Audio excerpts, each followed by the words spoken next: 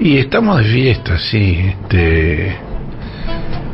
Realmente el desempeño del combinado argentino en el campeonato árabe es muy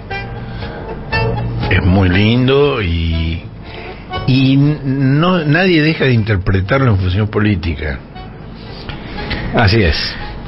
Y de hecho, digamos, de alguna manera nosotros también hoy, digamos, la nota principal de la edición del cohete, si bien tocan los temas que habitualmente tocamos, gira en torno del campeonato de fútbol. Esto, digamos, no es la primera vez que ocurre ni será la última. Y hay coincidencias llamativas. Por ejemplo, Carlos Pañi escribe en La Nación que se vive un momento feliz y extraño.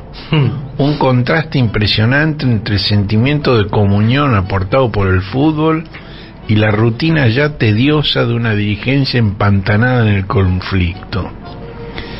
Y Alejandro Berkovich cree que lo que nos robaron la pandemia y la grieta, la mirada cómplice, sentirse parte de lo mismo, compartir los colores, mirarnos y sonreír, eso lo estamos recuperando, ojalá nos dure. Es decir, los mismos lugares comunes a derecha e izquierda, los mismos, idénticos. Ahora, el torneo ecuménico se juega desde 1930. El primero fue en 1930 en el Uruguay. Y se jugó ininterrumpidamente cada 4 años, con excepción de la Segunda Guerra Mundial y la inmediata posguerra.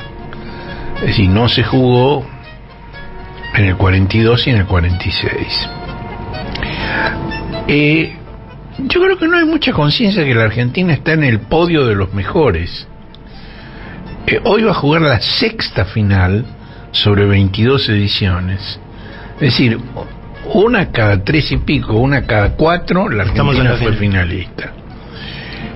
Esto solo superado por Alemania, que jugó 8 finales, y por Brasil, que jugó 7. Después, bueno, la cantidad de trofeos ganados es distinta. Brasil ganó 5, Alemania e Italia ganaron 4, y hay una serie de países entre los cuales están la Argentina y el Uruguay que ganaron 2, y Francia también. Además, otra cosa, ¿no? Digo, aquí se repite permanentemente que Messi es el mejor jugador de la historia, y hay quienes lo discuten. Por ejemplo, Ángel Capa, que fue el entrenador de ese Huracán extraordinario al que le robaron el campeonato en la última fecha, dice que hay por lo menos 5 jugadores del máximo nivel, y los enumera: Alfredo Di Stéfano, Diego Maradona, Lionel Messi, Pelé y Johannes Cruyff. Ahora, de estos 5 superdotados, 3 argentinos. 3 son argentinos, 3 sobre 5, el 60%. Eso también es muy impresionante, ¿no? Después el orden, digamos, yo a Cruyff no lo recuerdo, nunca lo vi jugar, o no lo vi lo suficiente. A los otros sí, a los otros 4 sí los vi. En mi gusto personal, Pelé es el número 1. Pero no importa. Lo que está claro es que los 5 son extraterrestres. Después vienen los normales, los Bocini, los Riquelme, los extraordinarios. Estos son otra cosa. Ahora, hay evidentemente una utilización espuria del torneo que no es una exclusividad argentina. La idea del orgullo nacional, la defensa de una remera con los colores patrios y la identificación de esto con los gobernantes y con los factores de poder es una tentación en todo el mundo, para políticos, para medios de comunicación, para élites, y por supuesto no están exentos de ninguna manera los gobernantes árabes. Es decir, para la realización del mundial en la península arábiga se pagaron coimas. Y esto produjo la caída de un ídolo futbolístico como Michel Platini, que era uno de los dirigentes máximos de la Federación Internacional de Fútbol Asociado, que tuvo que renunciar e incluso fue detenido. Bueno, esta semana se sumó a esto la destitución y el arresto de la vicepresidenta socialista del Parlamento Europeo, la legisladora griega Eva Kaili, en cuyo domicilio se secuestraron bolsas con centenares de miles de euros pagados ilegalmente por los potentados cataríes para limpiar su imagen. Esta mujer, Eva Kaili, hizo una visita a Doha, la capital de Qatar, y no se ruborizó al decir que Qatar es un ejemplo en materia de derechos laborales. Se ha señalado en varios medios que las afirmaciones que salieron publicadas en el diario británico The Guardian, según las cuales en la construcción de los estadios hubo 6.000 trabajadores muertos, es claramente una desmesura, una exageración, y de ninguna manera está comprobado eso.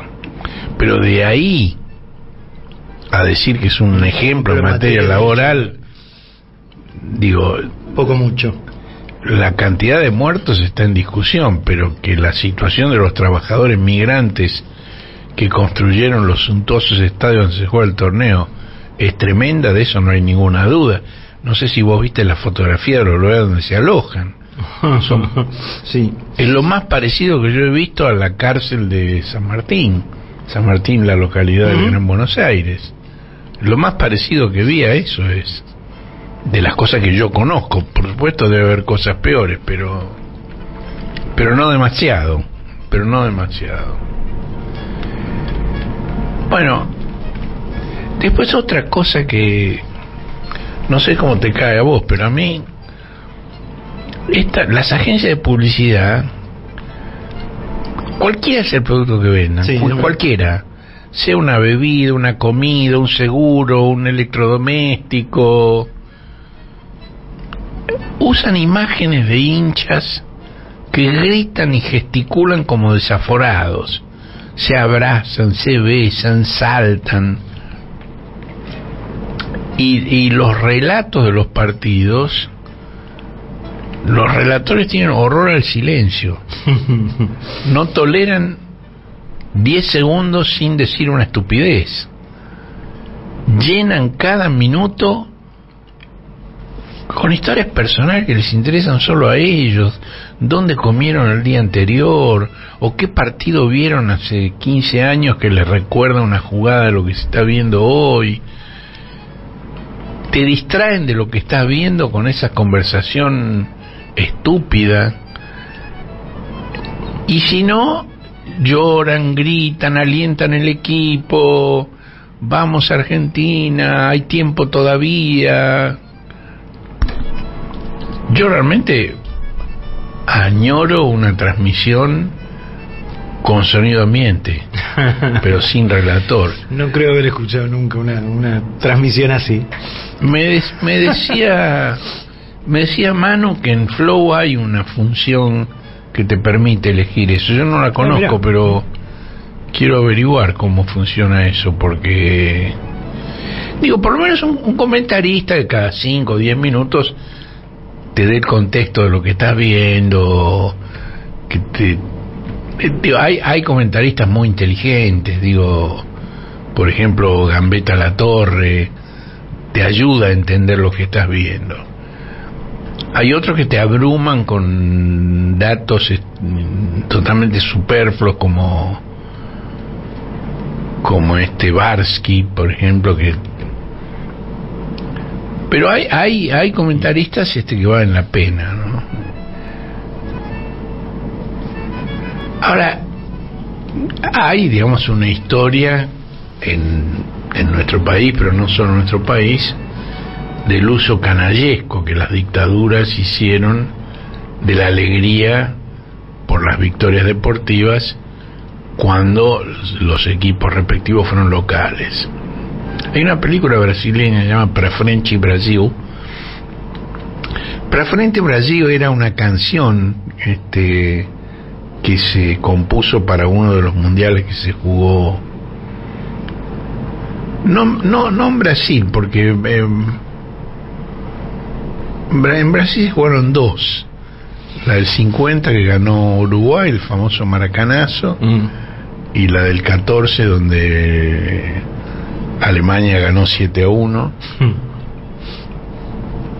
No sé si viste ese video que se hizo fantástico del 7-1 de Alemania a Brasil, donde borraron a los jugadores brasileños. No. Entonces están sí, es maravilloso ese video. Buscalo porque es maravilloso. Que están solo los alemanes. Están solo los alemanes.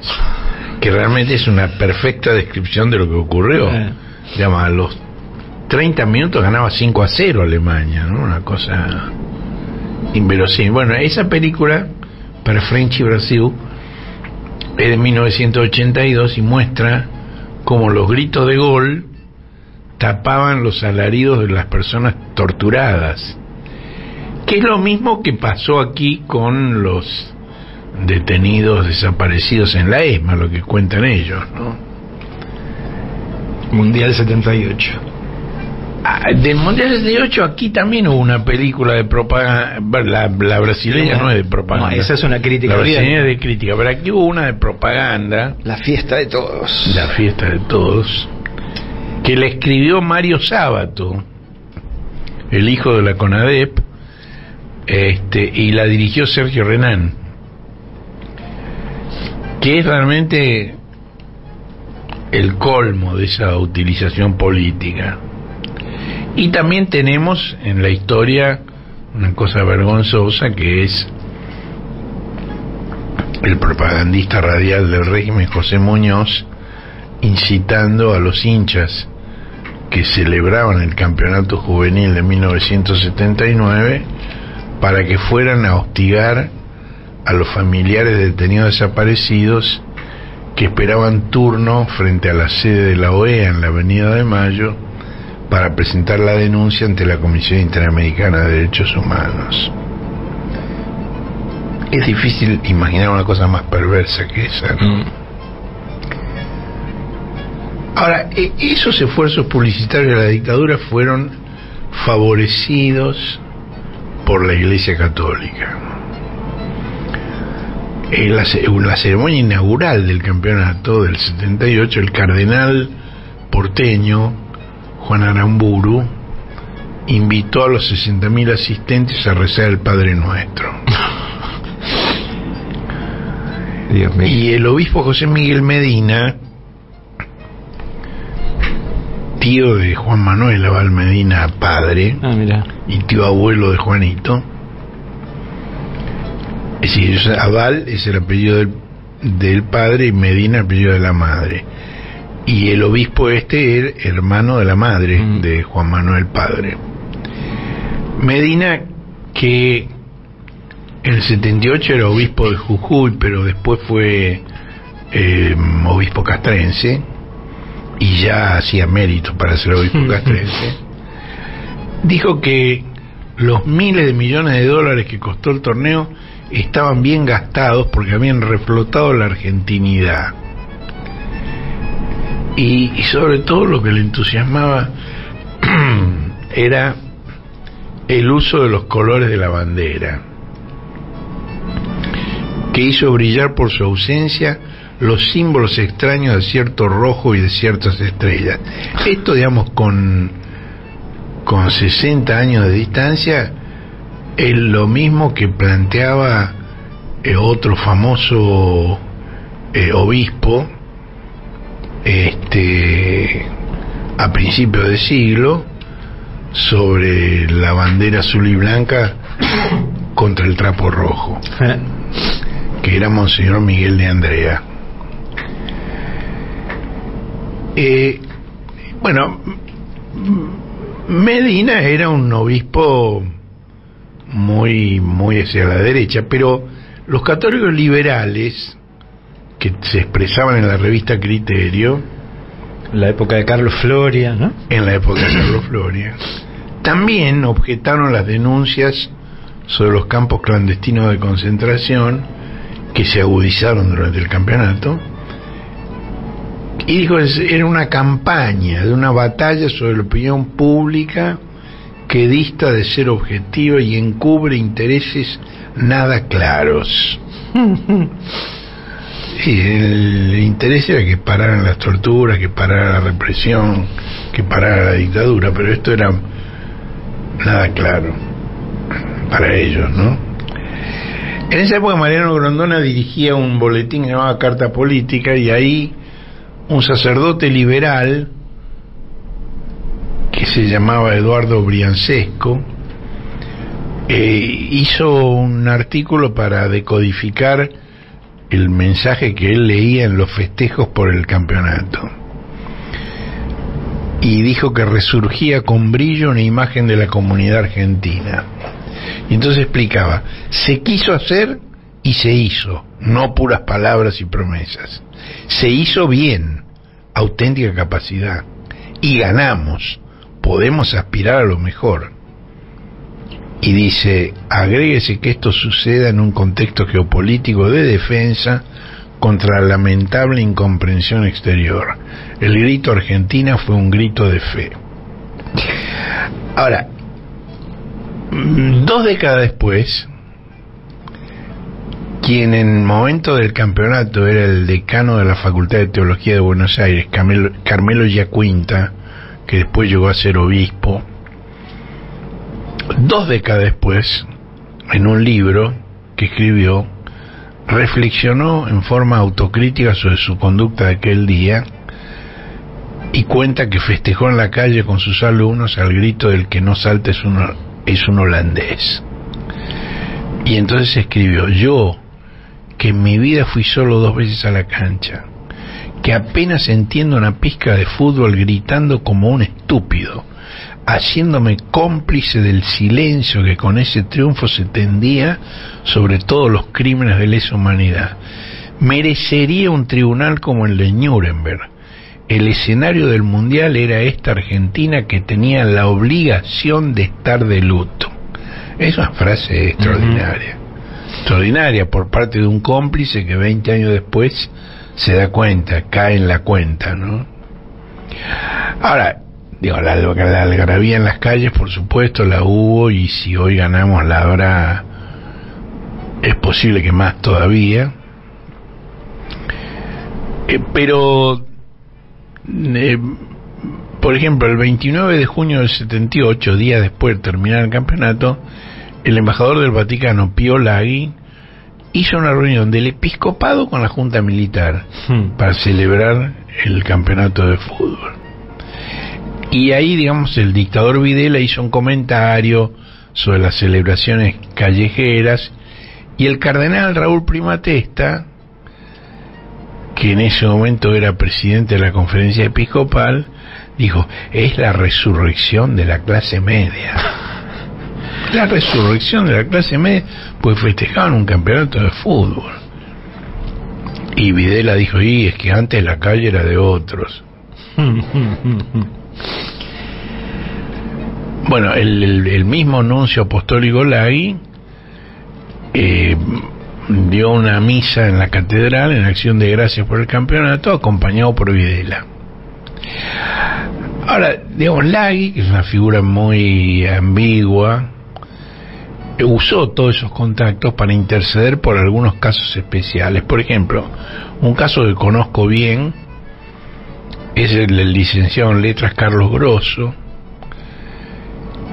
quien había tenido una vinculación estrecha con el movimiento de sacerdotes para el tercer mundo, pero luego, cuando vino el reflujo, se refugió como gerente del grupo SOCMA, Sociedades Macri.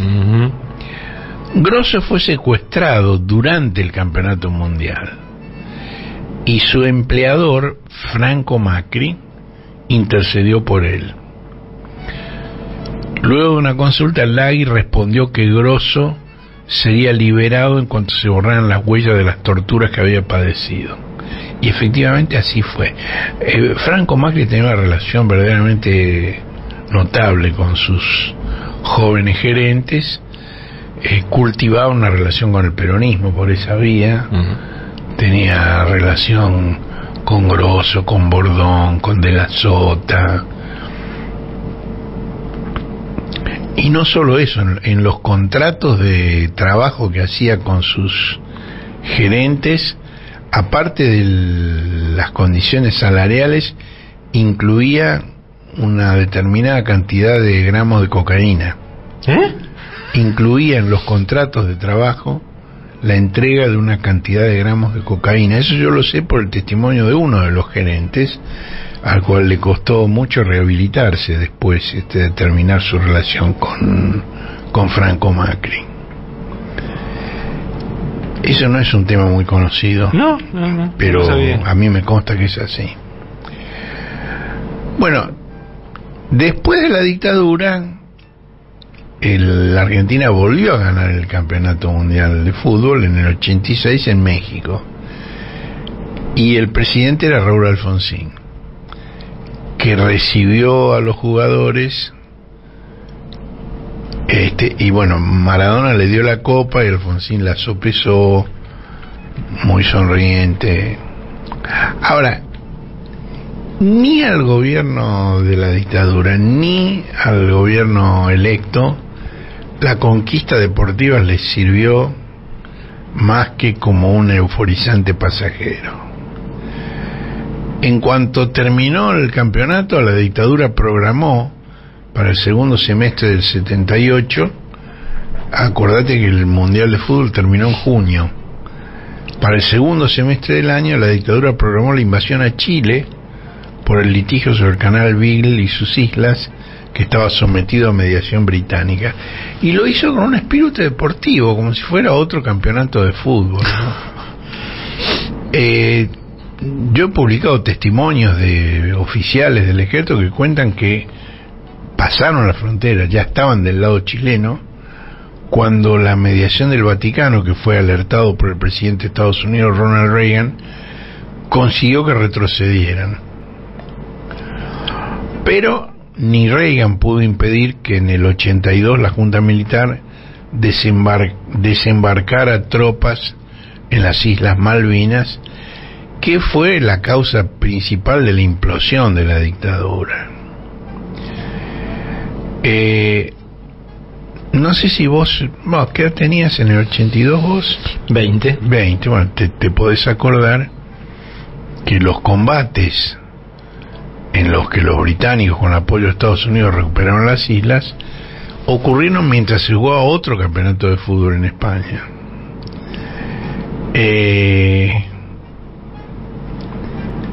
Y era tremendo porque se veía el partido y en el entretiempo aparecían los comunicados de la Junta Militar sobre lo que estaba pasando en Malvinas. Y hay testimonios de los soldados argentinos que estaban en Malvinas, que les costaba entender cómo mientras ellos estaban cagados de frío, cagados de hambre, bombardeados por los ingleses, en el resto del país se transmitían los partidos, la gente estaba pendiente del fútbol. Lo que pasa es que el grado de locura en el que vivíamos, digo, para poder seguir adelante era muy fuerte, ¿no? Digo, bueno, lo del 78 ya era, digo, muy notorio en esta contradicción, ¿no? Digo, era, por un lado era esa locura y por otro lado, digo, yo tengo este recuerdo de que para mí era la sensación de que era la primera vez que yo tenía permitido salir a la calle a gritar, ¿no? Digo, claro. Porque, digo, más que por el campeonato, uno o muchos creo que gritábamos por otras cosas tratando de sacar el horror acumulado durante tanto tiempo, y era la primera vez que uno lo podía hacer en un lugar público sin tener miedo de que te llevaran de los pelos, ¿no? Y sobre todo en los festejos posteriores, ¿no? Claro. Que había festejos después de cada partido y sobre todo los festejos después del campeonato ganado. Y también digo recordar, porque un poco digamos La impronta discursiva era exactamente lo mismo, ¿no? Y porque, bueno, vos te recordás la coincidencia con el Mundial y acá, digamos, se vivía a las Malvinas como si fuese otro partido de fútbol, en el sentido, ¿te acordás? Le estamos ganando, digo, obviamente, terrible, ¿no? Terrible. Digo, era por eso, como si fuera un partido de fútbol más. Terrible, y además mintiendo. Sí, por supuesto. Además mintiendo. Ahora, digamos, a la dictadura le pasó esto que acabo de contar con el Ville Malvinas después del campeonato. A Alfonsín, al año siguiente de levantar la copa obtenida en México, enfrentó los primeros alzamientos cara pintada, promulgó la ley de violencia de vida y perdió las elecciones del 6 de septiembre de 87. Es decir, fue campeón en el 86 y perdió la elección en el 87. Y el año y medio restante de su gobierno fue un martirio, que tiene punto de contar con la situación actual, porque cuando se acabaron los dólares, que siempre mismo problema, y cuando el Fondo Monetario se negó a refinanciar la deuda, el gobierno se lo tragó un agujero negro y no pudo ser el primer presidente electo en comisión libre después de Alvear que concluyera su gobierno. Recién conseguiría terminar su gobierno el hijo de aquel empresario que con ayuda eclesiástica salvó a su gerente secuestrado, Mauricio Macri. Entre paréntesis hay una nota muy interesante de Rocco Carbone, el académico calabrés Rocco Carbone, que explica qué sentido tiene que en el cohete escribamos el apellido del expresidente con el acento grave original de Calabria. Y en italiano, porque vos le pones Maurizio también, Maurizio Macri. Sí. Ah, exactamente. No, creo que ese acento no se lee, no se pronuncia. Creo que es Macri a pesar del acento. ¿Sí? Creo. Tenemos que preguntarle a Carbone, que es calabrés. Sí, preguntémosle. Ahora, desde Arabia, donde está viendo el campeonato, Macri hizo declaraciones llamativamente parecidas a las de Eva Kaili, la vicepresidenta de origen socialista europeo. Del Parlamento Europeo. Pero hasta ahora no se conoce que esas declaraciones han sido consecuencia de un toma y daca similar al de Eva Kaili. Ahora, Macri allí dijo que Qatar tiene una evolución espectacular porque no hay gremios. Claro, si no hay democracia, si es una autarquía, digo, ese es el programa, su programa de gobierno, su proyecto para la Argentina en el futuro. Una monarquía absoluta, por eso yo jodía con el Chic Mauricio. Claro. Bueno, Macri también atribuyó al liderazgo de Messi que la hinchada argentina sea la más numerosa en el campeonato. Ahora, esto es un exceso de modestia de parte de Macri, porque la verdad que el mérito principal es de Macri. Que la hinchada argentina sea la más numerosa no sería posible sin un gobierno como el de Macri. Es decir, el martes se jugó la semifinal, ese partido hermoso contra Croacia, donde jugó también la Argentina. Había 1.000 croatas y 30.000 argentinos.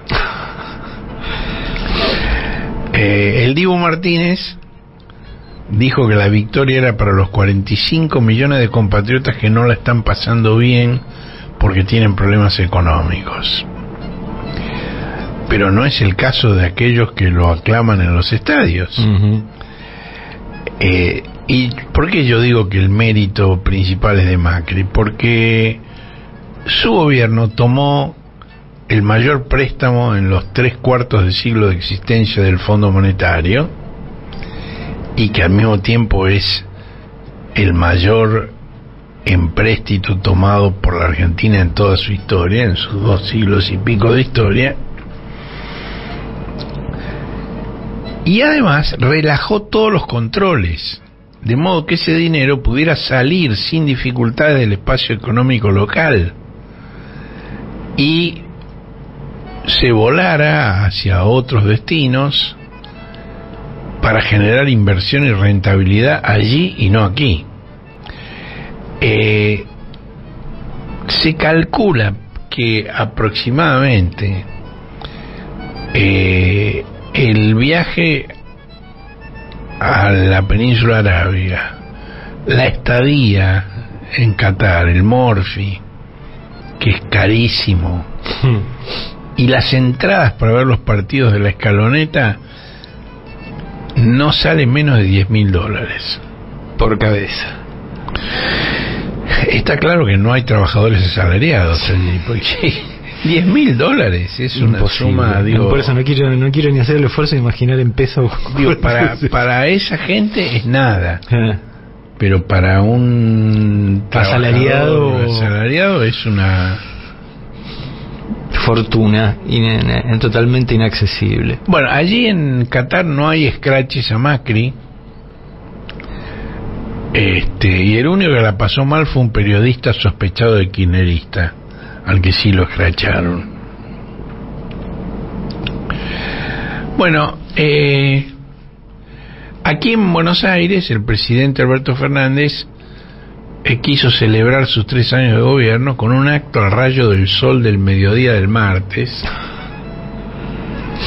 al que no asistió ninguna figura política significativa, ninguna. Apenas un par de ministros de su gabinete,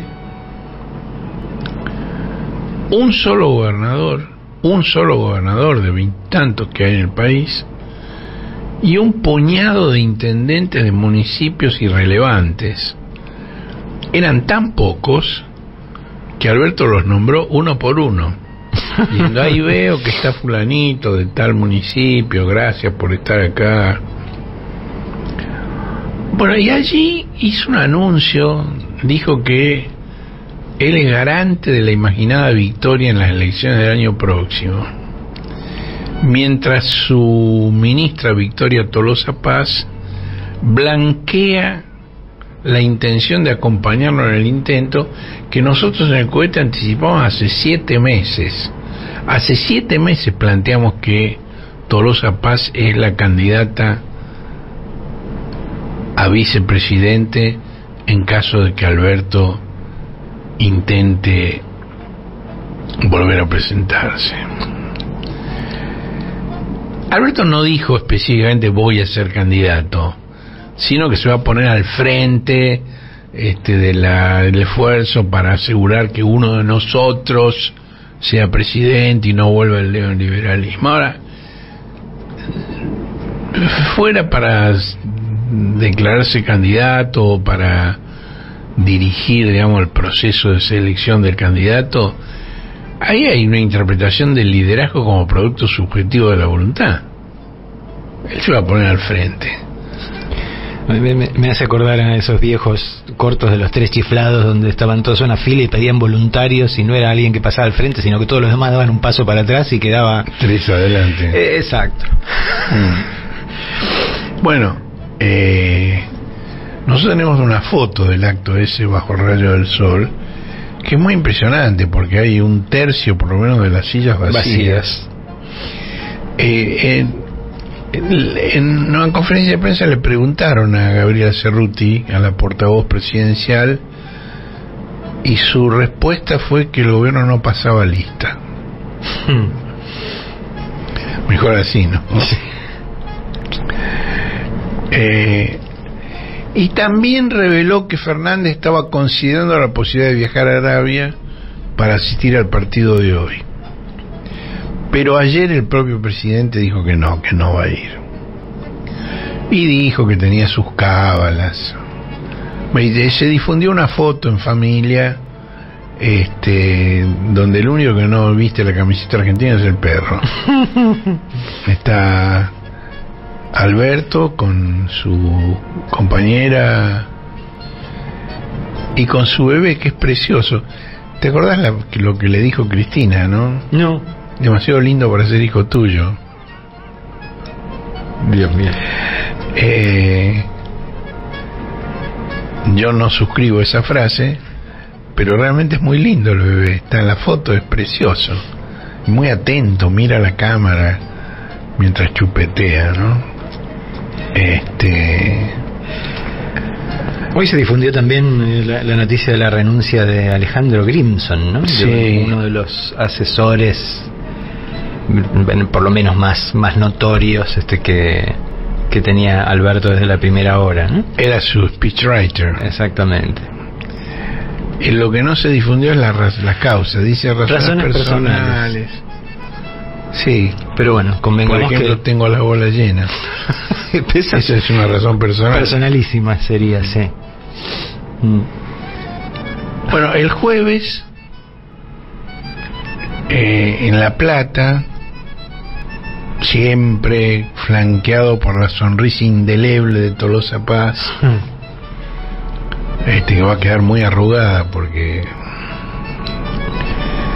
Alberto inauguró las obras de puesta en valor de los edificios de un laboratorio de física y otro de química, y allí no resistió la tentación de la metáfora futbolera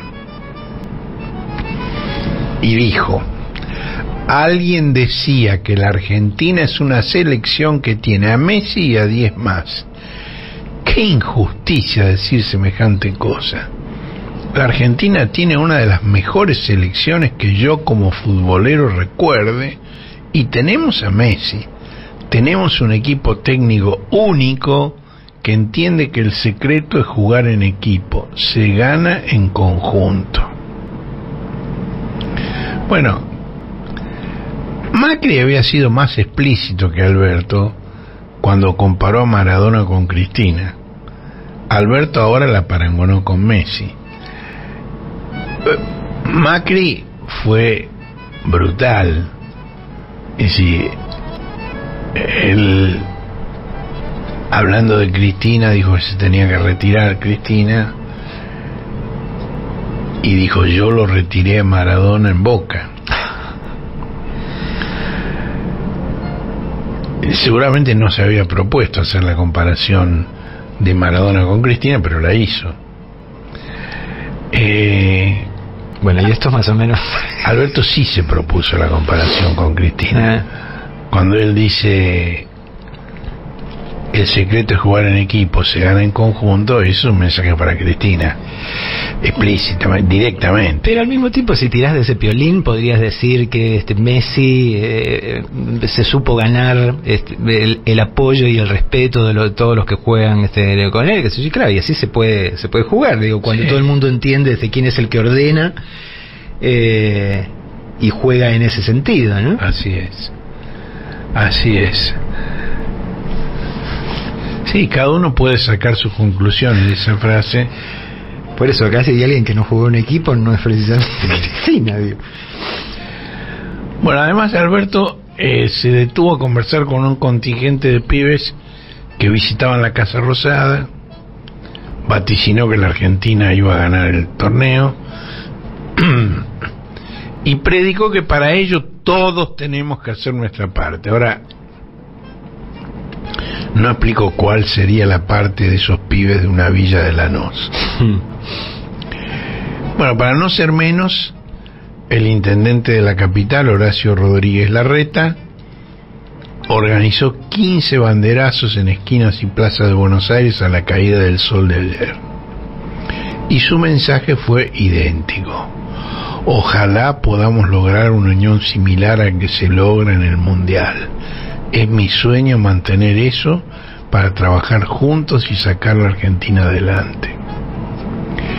A mí me parece que esos intentos de colarse en la fiesta o generan rechazo o como mínimo son recibidos con indiferencia. Igual marcan, en particular ese sector político, digo, marcan un cambio al que creo que ya no pudieron resistirse más, digo, porque muy claramente venían bombeando, sobre todo desde las usinas periodísticas de ese frente de poder, la mala onda que tiraron durante prácticamente un mes. Y claro, pero llegaron a la final. Sí, claro, y ahora la única que cabe es tratar de subirse. Ahora, lo que los dirigentes políticos no terminan de entender es que el amor es por Kempes, por Maradona, por Messi, no por Videla, no por Alfonsín, no por Alberto o no por Rodríguez Larreta. Por lo menos el alcalde porteño tiene la inteligencia de no aparecer en la foto. Y su consigna astuta es: en todo estás vos, no en todo estoy yo. Es más inteligente. Bueno, con otro sentido de la realidad, el kirchnerismo suspendió el acto del Grupo de Puebla que el presidente estaba organizando en el Centro Cultural Kirchner. Ahí Alberto se proponía pronunciar el discurso de apertura y Cristina tendría el de cierre. Y cuando habló en la Plaza Colón, bajo el sol, Alberto dijo que él sería el más solidario con los compañeros y las compañeras injustamente perseguidas y que se iba a poner al frente del reclamo de libertad de los que están siendo injustamente perseguidos. Nobles palabras, pero mientras él decía eso, la Corte Suprema de Justicia confirmó la condena a 13 años de prisión impuesta a Milagro Sala. Para llegar a esa decisión tuvo que ignorar las graves violaciones al debido proceso de los tribunales jujeños, que no permitieron la adquisición de pruebas solicitadas por la defensa sobre las obras que se realizaron correctamente. Tal vez, digamos, si hubieran admitido esa prueba, no hubiera incidido en la culpabilidad o inocencia que pronunciaran de Milagro. Porque ahí hay un tema que yo creo que la técnica jurídica no comprende, pero que políticamente es muy importante. Las cooperativas que organizó Milagro Sala para la construcción de vivienda hicieron un fondo común entre muchas cooperativas y de ese modo lograron abaratar muchísimo los costos para la adquisición de materiales, para la distribución de la mano de obra,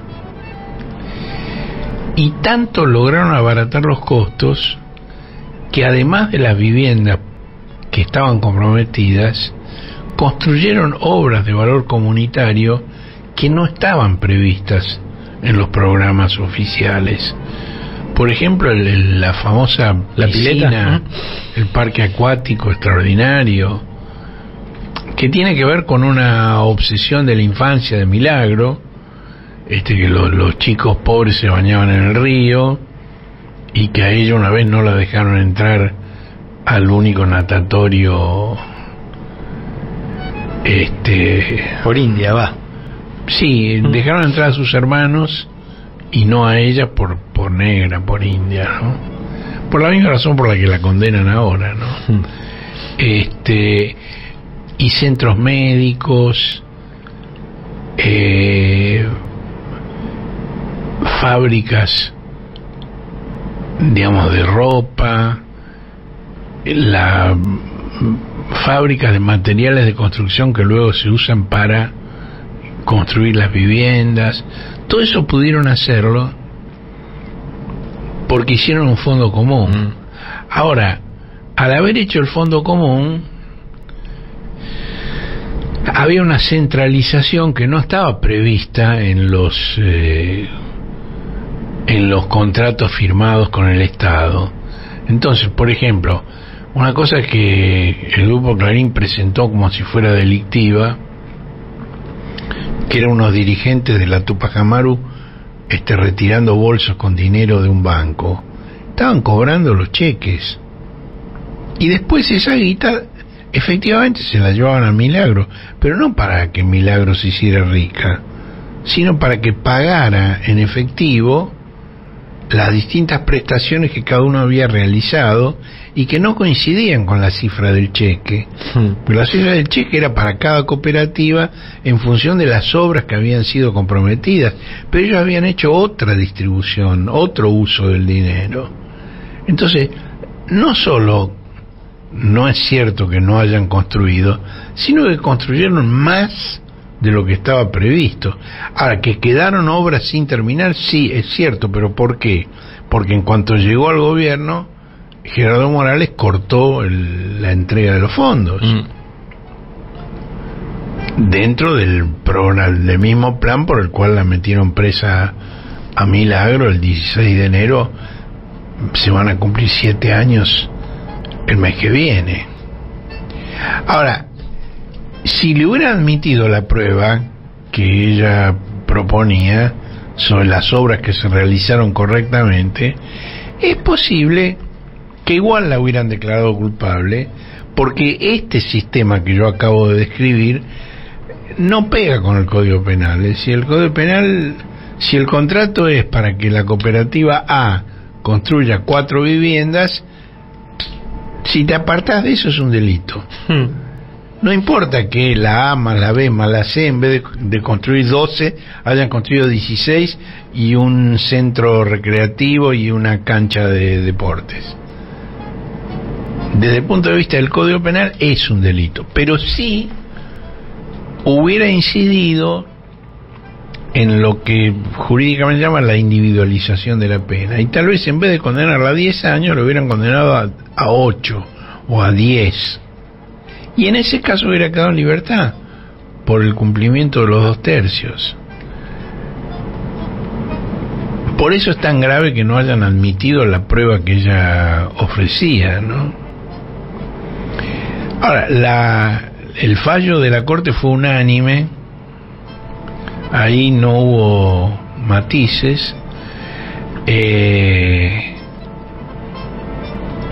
y rechazaron el recurso de la defensa y dejaron en pie la decisión de los tribunales jujeños. Es decir, la Corte no se pronunció, dijo no me voy a pronunciar, porque corresponde a los tribunales jujeños. Con lo cual queda vigente, claro, la condena de la justicia amañada por Gerardo Morales. La Corte, digamos, le reprocha al recurso de Milagro la falta de fundamentación autónoma, como si se tratara de una causa por daños y perjuicios, que es otra cosa, pero guardó silencio absoluto por la acusación indeterminada por asociación ilícita, que desde el comienzo no se precisó de qué hecho se acusaba a Milagro, de modo que no podía defenderse. Muy parecido a lo que le hicieron a Cristina, muy parecido.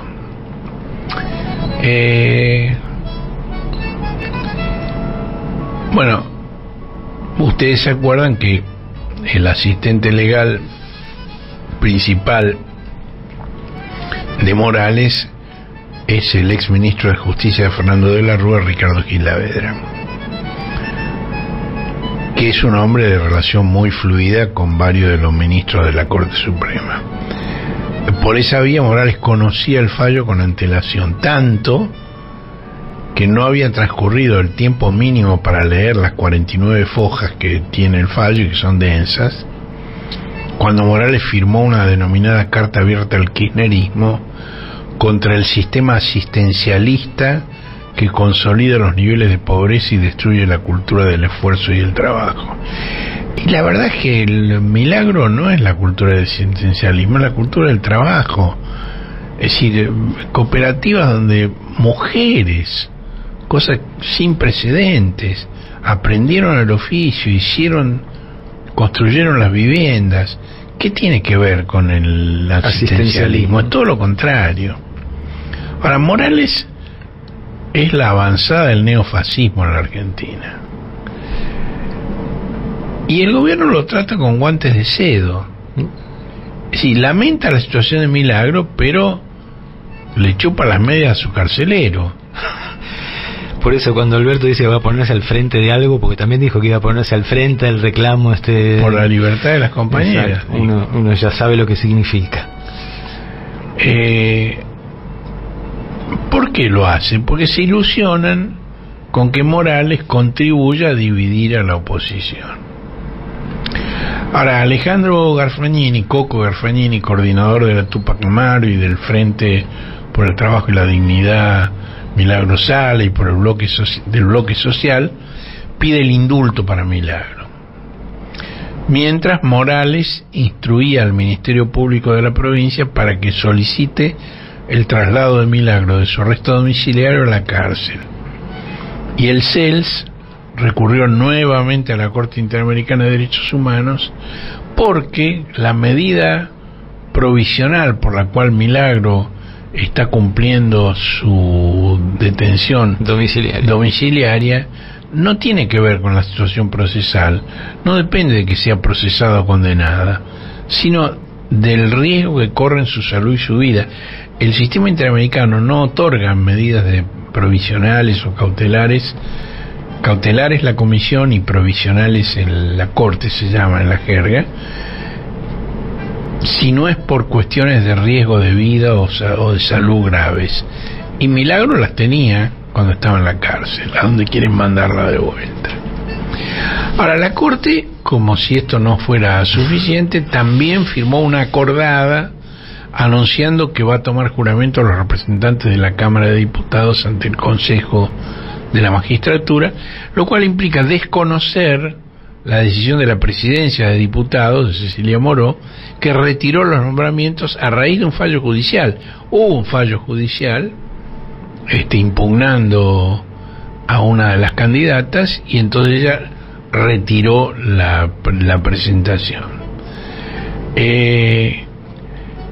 Hay un cuestionamiento de un voto en la Corte Suprema de Justicia en una causa que se llama Gutiérrez, que fulminó el uso de una acordada para zanjar controversias de derecho. Es decir, la acordada es el instrumento con que la Corte resuelve cuestiones administrativas, organizativas y de superintendencia. Una norma federal no puede ser derogada por vía de acordada, y este voto en la Corte Suprema dice que el mecanismo de invalidación judicial reconocido por nuestro Estado de Derecho a los tribunales de justicia es la declaración de inconstitucionalidad dictada en un caso concreto mediante una resolución específica. Bueno, este voto en esta causa Gutiérrez tiene 16 años de antigüedad y el firmante se llama Horacio Rosati. Mira vos.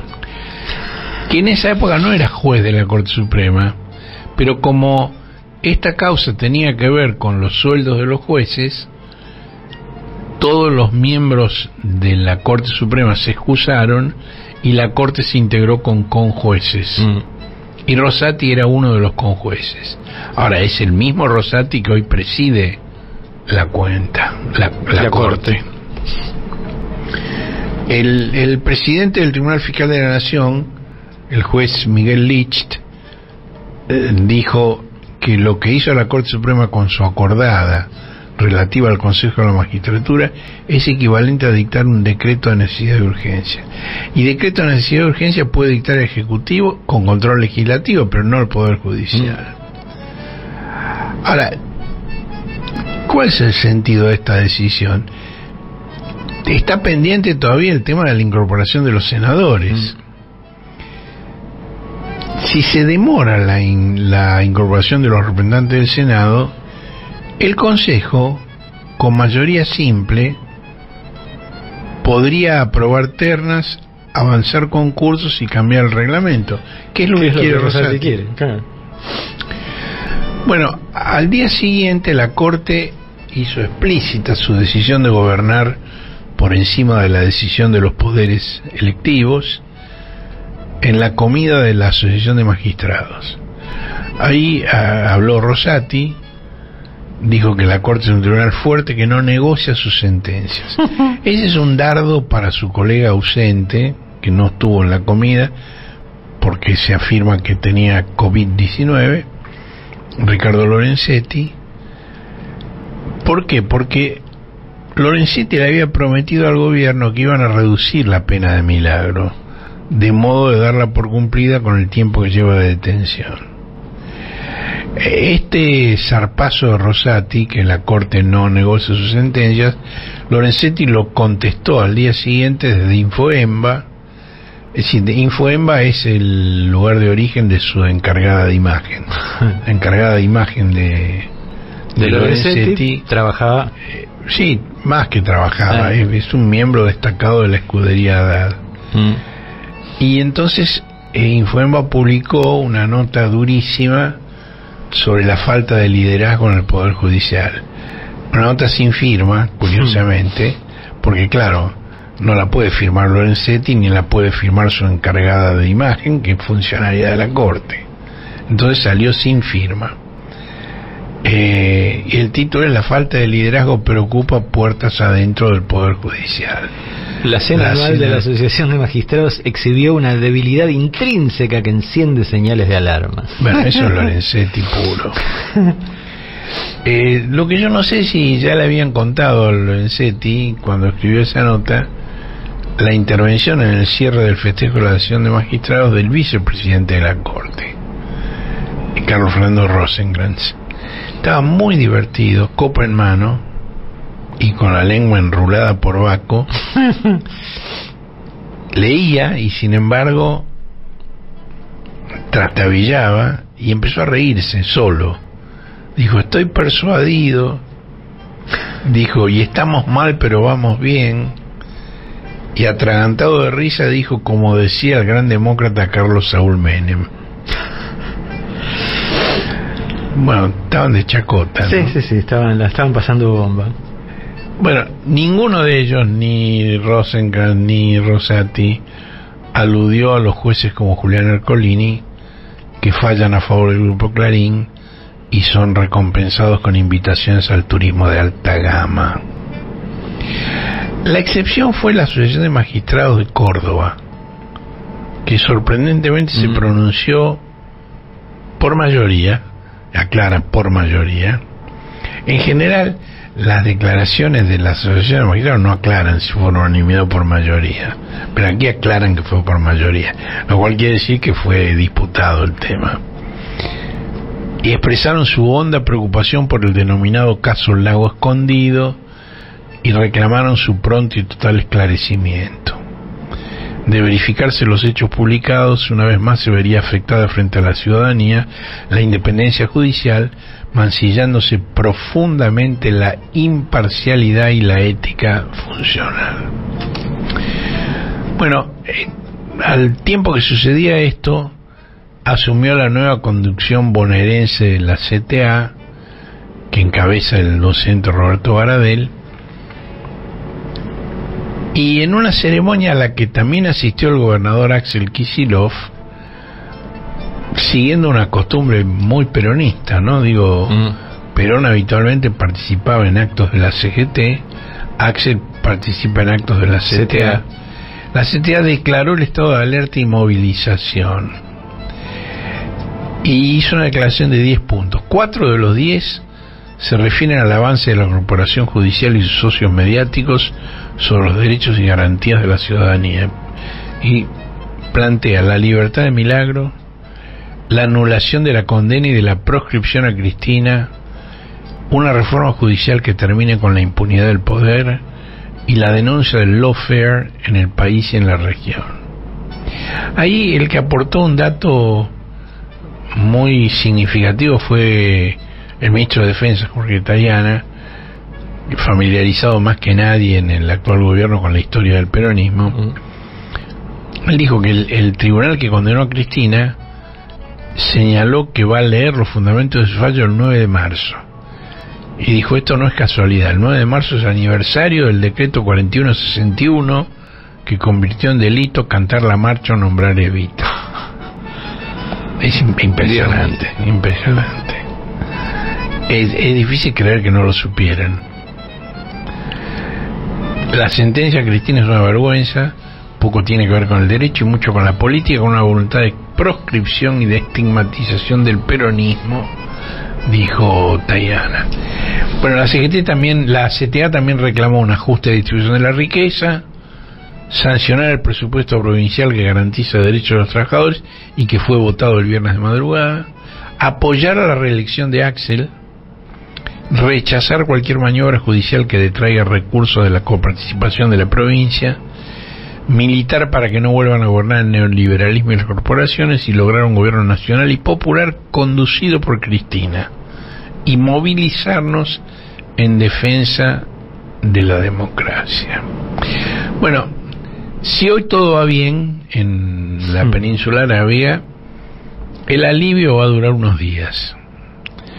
Al acampe que el Frente Milagro Sala planea en Plaza de Mayo para martes, miércoles y jueves próximos en demanda del indulto, se suma la movilización sobre los supermercados a la que convocan organizaciones sociales opoficialistas, indignadas con el monto y las características del bono que el gobierno decidió pagar en vez del aumento de suma fija que remuneraba Cristina para todos los trabajadores formales privados.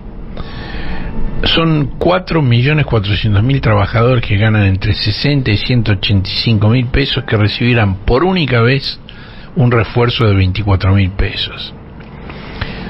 En diciembre, este bono va a mejorar el poder adquisitivo del salario en un promedio del 18,9%. Ahora, se paga por única vez. De modo que si su impacto se prorratea en todo el año 22, la mejora sobre el salario promedio del 21 no llega ni al 1%. Y hay un análisis del Centro de Economía Política, CEPA, que mide el efecto del bono respecto de la mediana salarial. ¿Se acuerdan que la mediana es el techo que no superan aquellos que menos ganan? Y la mitad que menos gana, la mediana es su techo. Es lo máximo que ganan los que menos ganan, la mitad que menos ganan. Y compara el bono con el aumento de suma fija. Hay un trabajo anterior de CEPA que había calculado el bono en 25.000 pesos mensuales y no por única vez. Es decir, que la mejora no desaparece al mes siguiente. Y también midieron qué efecto tendría una suma fija de 15.000 pesos pero incorporada al salario. Bueno, con el bono que decidió pagar el gobierno, el poder adquisitivo del salario en el primer semestre del año 23 solo va a superar al de noviembre del 22 en 1,4%.